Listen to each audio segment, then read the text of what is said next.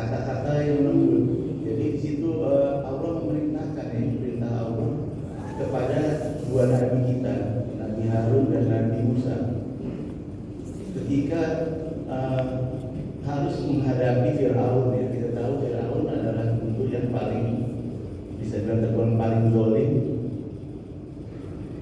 Walaupun nggak tahu kalau kita lihat sekarang di Palestina Israel mungkin lebih zalim lagi kejadian di sana.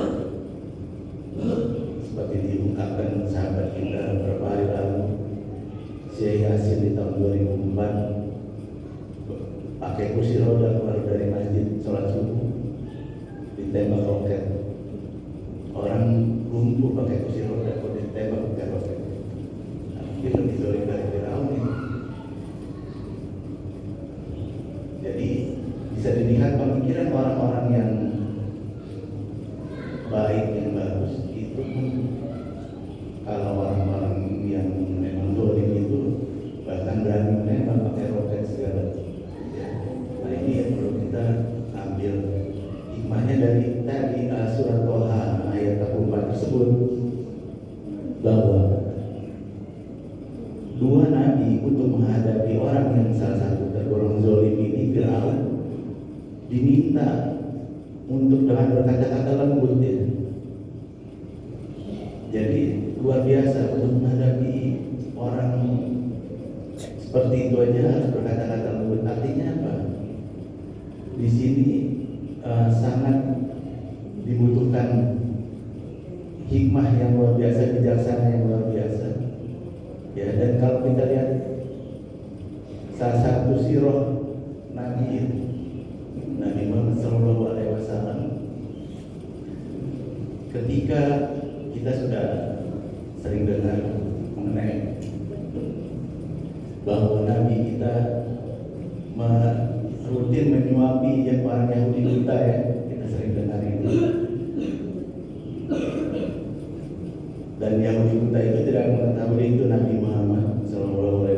Lalu dalam rutinitasnya itu Yahudi buta ini sering memaki-maki Nabi kita. Tapi Nabi dengan kelapang dadanya, dengan keikhlasannya, tetap rutin menyuapi Yahudi buta tersebut. Sampai suatu waktu Nabi kita tercinta meninggal dunia dan digantikan oleh Abu Bakar ya untuk menyuapi Yahudi buta tersebut. Dan Yahudi buta tersebut komplain terhadap yang menyuapi itu, kok rasanya lain nih, nggak selembut mungkin, nggak selembut orang sebelumnya. Lalu Abu Bakar As-Siddiq menyampaikan bahwa orang tersebut sudah meninggal.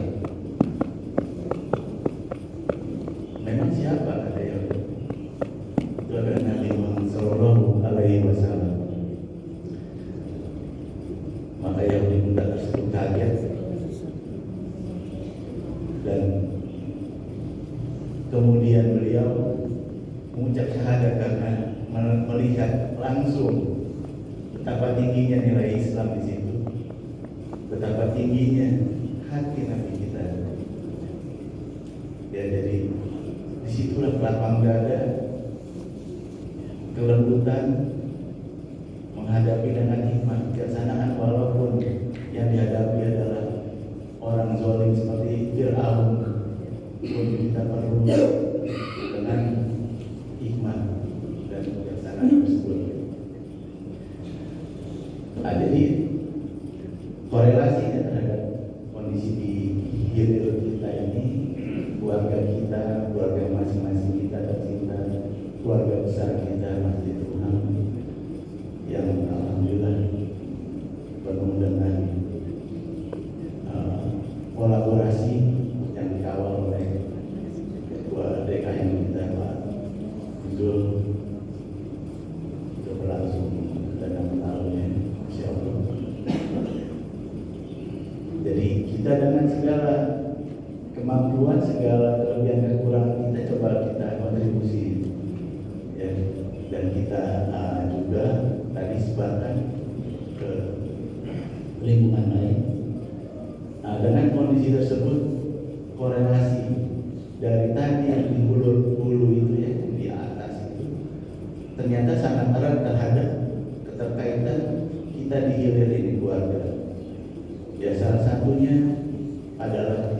bahwa kita perlu paralel melakukan selain aktivitas di hilir ini. Kita perlu paralel, ya, kepedulian kita sampaikan di guru tadi, di tempat kita masing-masing, di tempat yang kita mampu berkomunikasi, tentu dengan bijak tadi, ya. Dengan bijak, penuh hikmat, ya, ya tentu itu akan sangat bermanfaat. Dan tentu hubungan hulu ke hilir tadi itu pun jadi sebetulnya membuat lebih nyaman untuk bagi keluarga-keluarga di negeri tercinta kita ini untuk bisa beribadah untuk mencapai misi tadi, ya. Misi bersama keluarga menuju surga, ya. Lebih nyaman dan lebih terfasilitasi lagi karena semakin terminimalisir konflik kepentingannya, ya. Jadi itu perlu kita perjuangkan, dan juga kita perlu perjuangkan ini kan tadi, ya, keterbukaannya karena kaitan kepada terkaitan keluarga. Mau tidak mau diperlukan keterbukaan itu karena mereka anak-anak kita, kerabat kita yang di bawah naungan kita, mereka akan berinteraksi. Mereka perlu berinteraksi di dunia yang dihadapi. Tentu alhamdulillah jamaah anak-anak kita semakin meningkat di Ruhama ini, ya. Yang saya perhatikan selama saya berjamaah belasan tahun di sini, Masya Allah, beberapa tahun terakhir anak-anak remaja luar biasa meningkat. Hal itu tentu menjadi tanda bahwa di mana masjid itu, maka lihatlah pemudanya, ya. Ketika bisa dilihat ada pemudanya, ada anak-anaknya, ada remajanya, maka sesuatu yang lebih dibanding masjid yang tidak diisi oleh pemuda maupun juga remaja anak-anak. Nah, dengan pembekalan anak-anak ini cinta masjid, dia terpaut dengan masjid, maka tentunya insya Allah mereka semua akan tergolong dari satu